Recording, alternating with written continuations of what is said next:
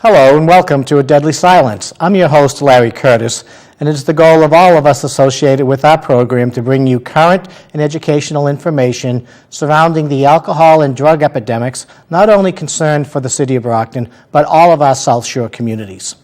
This evening's program, we're pleased to have with us Erin Alves. Erin is a mother and a resident here in the city of Brockton, and she's here to share with us her story of what is really anger, depression, suicide, as it relates to a mental health issue that you've experienced. Erin, welcome to our show. Thank you so and much. And thank you for taking the courage to come out and talk with us this evening. Yeah, I never expected to be on a TV show talking about what you just said. Well, it's, when you put it in contrast to the alcohol, the drug addiction epidemic that we've seen here throughout Massachusetts, it really all comes down to a mental health type of an environment, Absolutely. And it's something that, too often, our listeners, even our family, our friends, don't want to talk about it. So I give you great points for coming in here tonight and sharing with us your story. The title of your show, A Deadly Silence, it could not be any more true. The reason why I couldn't speak about it is I was a well-known preschool teacher, well-known in the community. I've been teaching since I was like 12, volunteering at daycares. I was around 12 when I started dealing with suicidal ideations. I never realized I was going through that because my coping strategies is to be happy. I ignored the fact that something in my head was telling me you'd rather be dead. And it kept building and building and building until I finally had my suicide attempt. So this mental health issue really began when you were a young child, Yes. in your early teens and so forth. And, you had something inside you telling you that, hey, why are you even here? And that's the thing about negative thinking is your brain will berate you and it will talk to you and tell you, you know what, nothing you're doing is good enough. You don't. People would give me compliments. Oh, you're a great teacher. No, I'm not.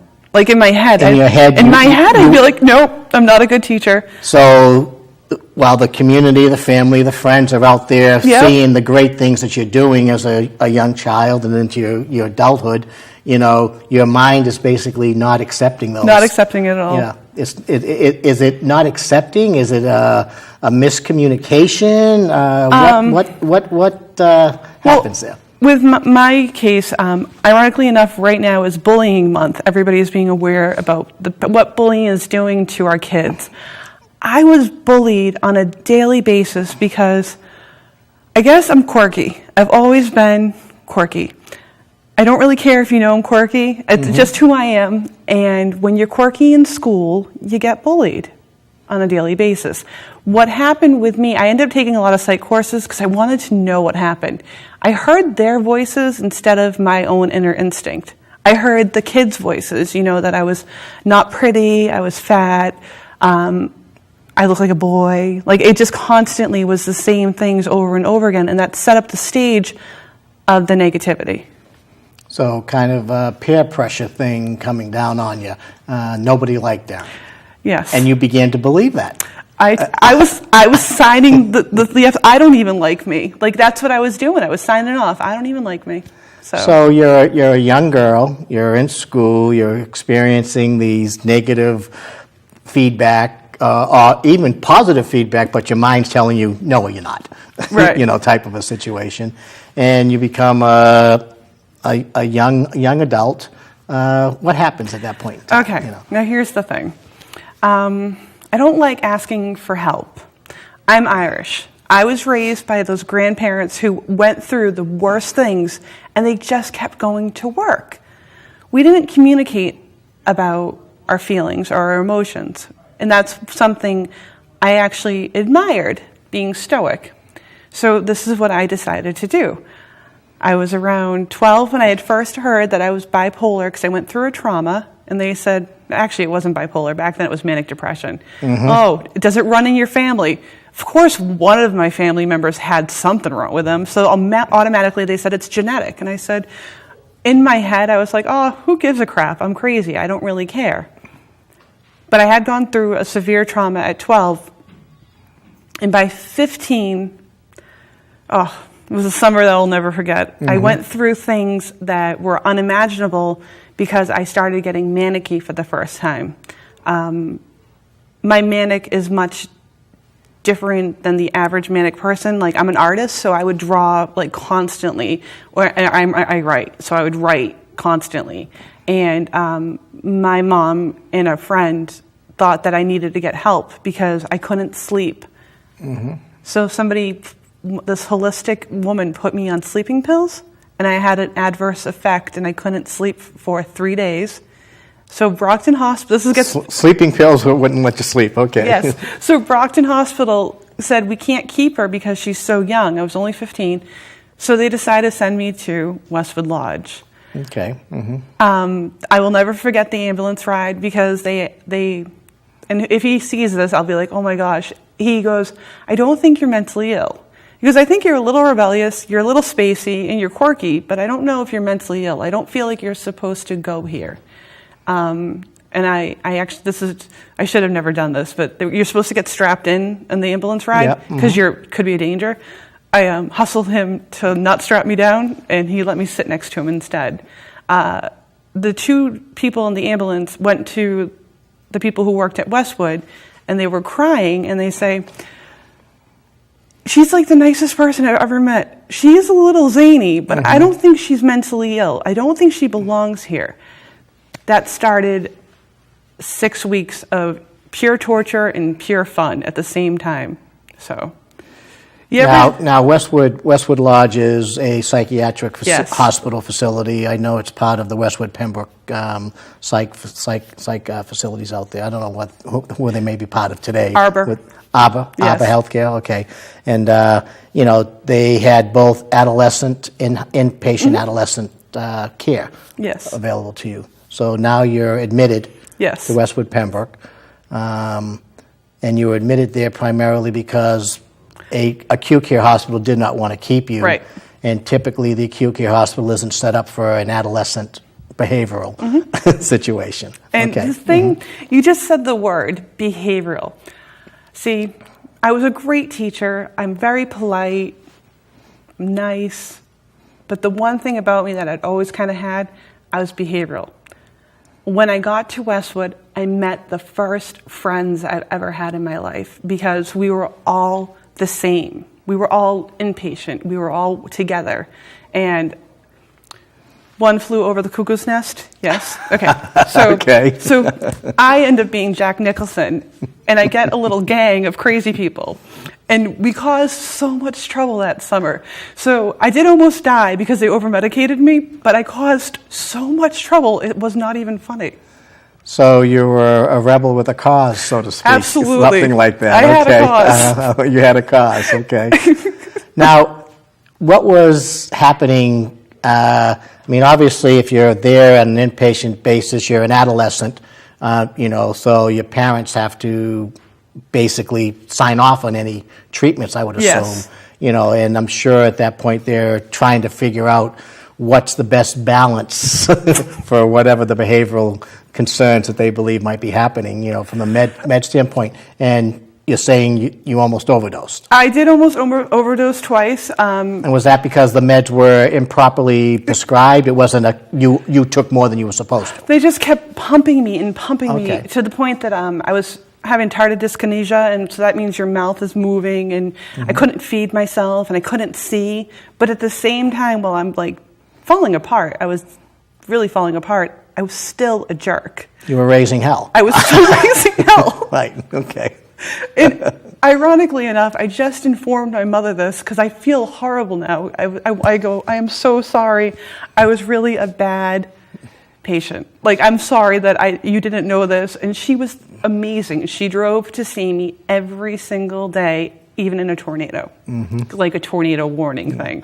Well, most mothers will do that. Absolutely. Most mothers will do that for their children Yes. anyways, So let's kind of fast forward a little bit. You're growing up now. Were you discharged from the hospital at some point, in time? and you're becoming a young woman, and you get married? Well, ironically enough, I decided I love. Don't tell me you met your husband at the facility. No, that comes later. Anyways, I love psychology, and I decided that the one thing I wanted to do, and this was in my heart, I wanted to help the mentally ill community, because they helped me in a way that, like, I got confidence from the hospital. I became stronger and funnier and very comfortable with myself. They automatically said that I was going to go and get special services and put me in special classes. I said no. I'm going to my junior year. I didn't tell anybody, and I just kept it quiet. And then I decided I want to be an art therapist. So I go to Leslie College. I drop out. Can't handle it. So I decided I want to be a psychologist. I go to Salem State. I drop out. I can't handle it. The two reasons why I couldn't handle it is I realize now I was having PTSD flashbacks of being in the psych ward, and the dorm resembled the psych ward. Okay. So the click of the door, the keys. Mm-hmm. Okay. When I heard the keys, I'd be like, am I stuck here? Can I leave? Mm-hmm. So what I ended up doing instead was becoming... Because Westwood Pembroke was a lockdown unit. Yes, Right. absolutely. Yeah, everything's locked down. Everything is locked down. You're not allowed to have spoons, Right. shoelaces, Yeah. Right. So So you flashbacks when you're dorming at college now. not even realizing Yeah. it, because I'm not like that whole... I can see the correlation. Yes, but I didn't know. Yeah. So I kept going to Massasoit, okay? Okay. And I think it's about 2001, and I had just done a stint of 5 years of being Miss Erin in a community center in Cambridge. Yes, guys, I was crazy. If they ever see this, they're going to go, oh my gosh. I found my... Some people say you have to be crazy to deal with kids today. I love kids. Well, I found my niche. Well, no, that's it. You found the comfort zone. I loved it. Yeah. And guess who I love to work with? Special needs and mentally Right. ill children. They're my babies. I love them. So I leave that job, and it's like 2001, 2002. And I meet this guy, and he knows nothing about me. And people who've known me my whole life know my traumas. He knows nothing about me. He tells me he thinks I'm a cheerleader. So I'm like, you think I'm a cheerleader? Like this, you don't know anything about me. I was in Flynn, because it was so easy to just adapt to who he thought I was. So one day we're in his car. Now, were you on any medication during all these? I would go on and off. Okay. But never against regulations. Okay. I would always work with a therapist, because Right. I'm not that type of mentally ill person. So you're still kind of an outpatient basis Yes. type of a situation. Yes, absolutely. Yeah, if you have an anxiety coming on, you're following up. Yeah. Yes, I work through all my issues because I love functioning. Yeah. So, but he and I are driving, and he goes, yeah, you're like a cheerleader. I go, no, I'm severely mentally ill. And I told him the truth, and he's like, wow, that's amazing. You would never know. So I fell in love. Absolutely. I make it to Bridgewater State. I had a 3.4 at Massasoit. I'm at Bridgewater, and I have a 3.2, and I'm doing so good. What happens? I get pregnant. And we actually have to go through the fact, do I have the child? Because the child might have mental illness. Genetically? Yes. Because you were told back in the age of 12 that your parents or your grandparents may have had a genetic flaw. Okay. Yeah, it's coming back to... Yeah, it's always it is always haunting me. Yes, right, okay. It's it's the ghost that will not go away. Yep. So I say, you know what, screw it. I'm really healthy. I can have a baby. So we have the baby, and everything's normal, and all my all the teaching works. I'm an excellent mom. Everything is simple to be a mom for me. But I'm not taking care of myself, and I know I'm not. Well, once the baby comes in, all focus shifts to the baby. That's routine parental instinct, I think, on any parent's point of view. And around the first year of marriage, I realized that I had made a bad choice, that I was married to somebody who I don't think actually liked who I really was. And I start in my head going, I want a divorce. But my concern was him going for custody because of my mental health. So I decide to stay married. And I'm Irish, again. We're stoic people. Yeah. I'm going to work through this. So we get a second baby. Yay! This time, I have to go back to work, and I work at a clothing store, and I work nights and weekends, and I spend every day with my daughters, and I'm a stay-at-home mom. In their head, I'm a stay-at-home mom. And everything is not good. Everything is bad. And it's coming so quickly that it's bad that I was spiraling in a depression where this is how you know it's bad. When you're crying in the shower that you want to be dead. And I was like, I can't do this anymore. And I wrongfully thought it was my ex-husband's fault. That was something I realize now. I wrongfully thought it was his fault. Due to the fact I couldn't take care of my mental illness because I didn't have the tools, I was like, I need to divorce you. So I divorced him lickety-split. I don't think anybody's gotten divorced as quick as possible as I did. I get a second job. So I'm a single mom now, so I get a second job doing overnights. I can't say where, but I end up getting sexually harassed. So I'm suicidal. I get sexually harassed. I'm living in my house that I hadn't lived in like at least 7 years, where a lot of certain things had happened. So I'm having flashbacks. Okay, so everything is going down the drain. This is a true story.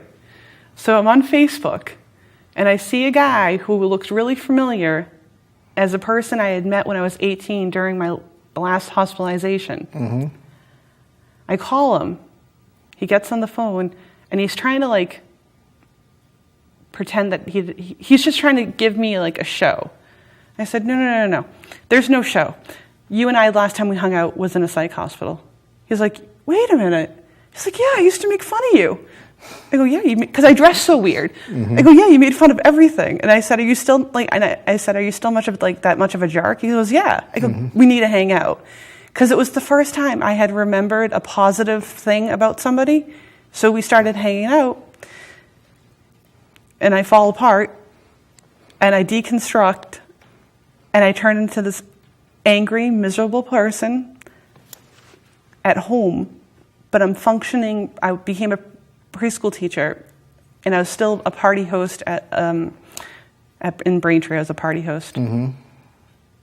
But at home, You're still raising your daughter. I'm still raising my 2 daughters. 2 daughters, okay. Okay, I move in with him really quickly because I wanted to escape my house as quick as possible. So I move in with him really quickly, and he's dealing with a woman who he really just rekindled a relationship with, who's a mess. This is 4 years ago, thank God. I was a mess. And he's like, you need to be hospitalized. I go, if I get hospitalized, I'm going to lose custody. He's like, you're going to lose your life if you don't go. And I'm like, I'm going to lose custody, I'm going to lose my life. And Lose your life, you lose the kids too. It's a simple math.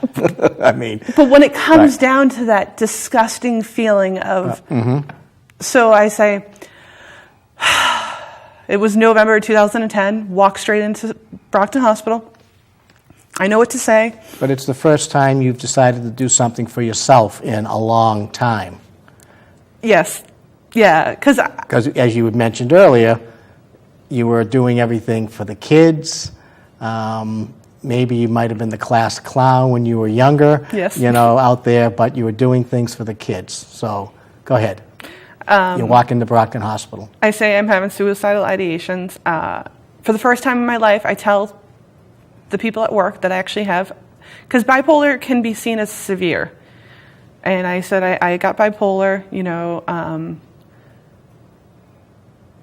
but I was seeing this team of doctors, and they were starting to think that I had a lot more than bipolar. They were starting to think I had borderline personality disorder. They thought I had fractured personality disorder, and I had post-traumatic stress disorder. I had anxiety and depression, and they were trying to regulate my medication. And I left this psych hospital, and I went back to my job. February comes, and I'm still dull. Nothing's helping me.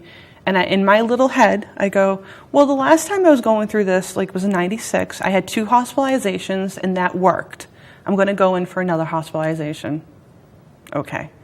So I go from a hospitalization to a program. On, I think right about, this is March, I go to the mailbox and I get a letter from court because I have to fight for my kids. He had them. I asked for them back. He said no.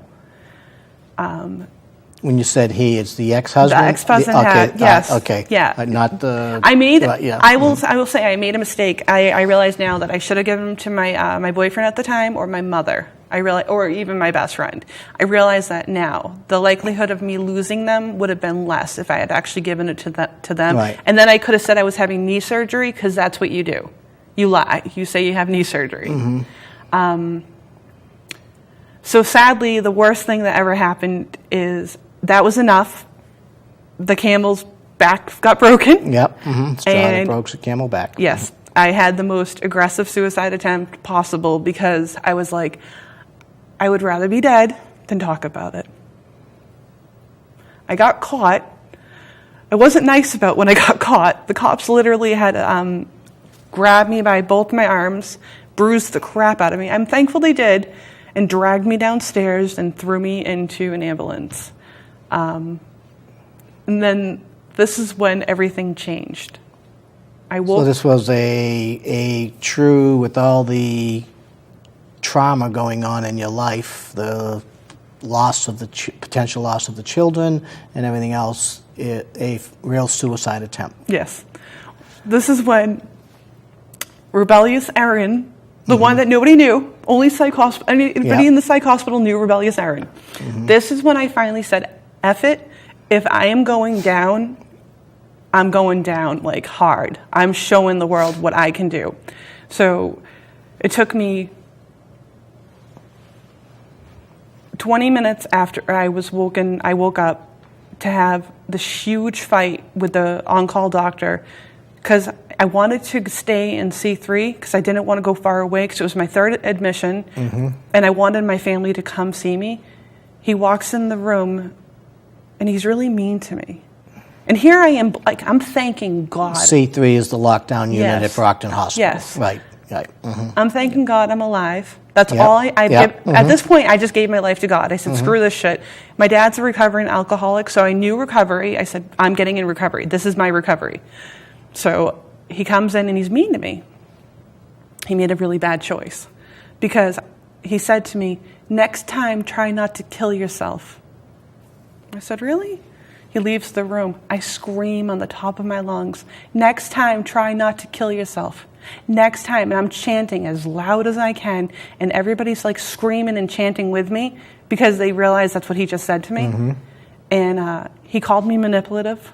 I said, I'm not manipulative. You're just a jerk. He's like, so they're preparing to give me a hold, which is ironic because I used to give holds when I worked with brain injured children. So I'm like just waiting for them to give me a hold. And he's like, what's going to make you stop? I said, you coming in here and apologizing to me and telling me how happy you are that I'm alive, because that's what you should have said to me. So he comes in, shakes my hand, he apologizes, he goes, I'm really happy you're alive. I go, yeah, me too. And the nurses go, they're like, wow. They were so impressed. They're like, you just taught him a lesson. I said, yeah, I did. I'm really done. I'm not ashamed that I'm mentally ill. I don't feel like I need to hide it. I have to own it. It's part of who I am. And you should respect me because I'm going to respect you. And you don't expect the caregiver to take you down another notch when they're there to assist you. Right. So I go to High Point. This is kind of fun. I hear a lot of stuff about me immediately. I think she's a BIT. And I'm like, what? And they're like, oh, she's kind of mean. And they're saying all this crap about me, these two chicks. I walk in, I go, you know what? I'm only doing a 3-day. You can talk about me all you want. We don't need to be friends. I'm cool with it. I go into the doctor's office, and he goes, you do realize what you did was a grave decision. You should not have tried to kill yourself. And I said, yeah, I kind of feel bad about it. He goes, you're not crying. I go, okay. So I go in the next day, I'm bawling my eyes off, and I'm screaming and crying. I'm so thankful I'm alive, because all I have to do is get out of there to go to my court date. Because I'm building a fight. Like, I know what I'm doing. So he On the third day, You're manipulating the system Are is what you? you're doing. I was manipulating the system. I mean, that's really, by the to a certain extent, yeah. By the third day, I called him, the doctor. I go, "You're narcissistic," and he goes, "What do you mean I'm narcissistic?" I go, "For 10 years, you kept telling your wife, I'm more important than you because I need to get my degree so you could support the family. And you didn't have to do anything to raise those children except get your degree. And here you are sleeping here because this is your job and you support the family. You're narcissistic. You looked in the mirror and you said how great you are and this is who you became." He's like, "Okay, you can leave now." and he just let me go. All right. Where are you with the kids today? This is the best thing. On March 31st, I knew who I was sticking up for. I had obviously decided I was sticking up for the mentally ill. I argued really well. They kept throwing me, saying, "You're going to go into contempt." And I said, no contempt. I literally said, "I'm a mandated reporter. I've been a mandated reporter since I was 18. I have a clean quarry, and I have no drug addictions. You're taking away my children. And if you do take my children away, you are going to understand that I will do whatever in my possible ways to advocate for the rest of my life that mothers need to take care of their mental health." And he goes, "That's all well and good. Custody goes to the dad." I said, "Okay." Met the lawyer. The lawyer had no clue that I was a preschool teacher, didn't know anything. Court appointed. No. Right. No. Background. I didn't have a okay. lawyer. My ex-husband's lawyer. Oh, okay. He went for my jugular. Okay. Wrong mistake. Because I went for my ex-husband's jugular. We went back and forth. But custody was granted. This is the thing. I argued to the point that I got shared custody. I'm allowed to be in everything that they do. I go to every event. I talk to their doctors. I see them twice a week. When it's not my weekend, I have every other weekends. I get them on vacations. So I'm pretty lucky. I live with my mom, and she is amazing. I ended up on Social Security. That's the downfall of the thing. I did have to go on Social Security because I couldn't work. Like, I'm finally getting to the point that I can work. But she's been financially supporting me, and my daughters, as of right now, are extremely proud that their mom had decided to do this, because I keep telling them, the more I talk about it, and if you have mental health issues or your friends do, they're going to be comfortable and secure with who they are, because somebody needs to be like, you know what, we're people. The mentally ill are humans. Okay.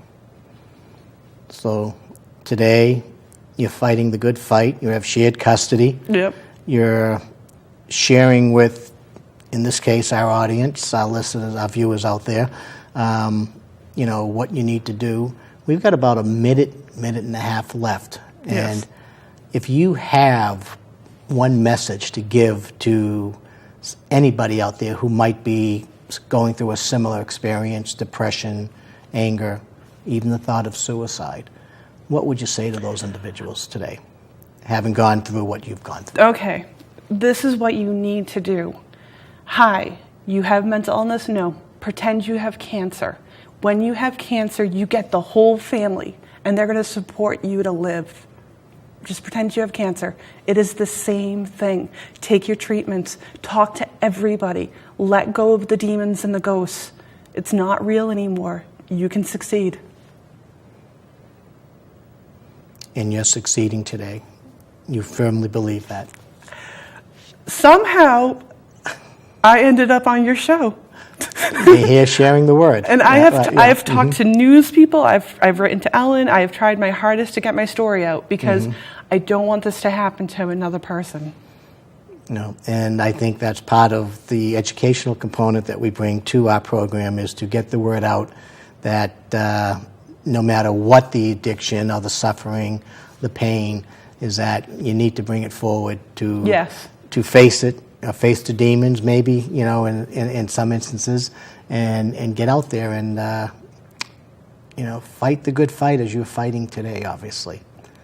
I think we've got your message out there. It's a hell of a story, quite honestly. I hope that going forward you have, great success with your daughters. And on behalf of all of us here at Deadly Silence, Erin, thank you for being here, and we'll see you again next week.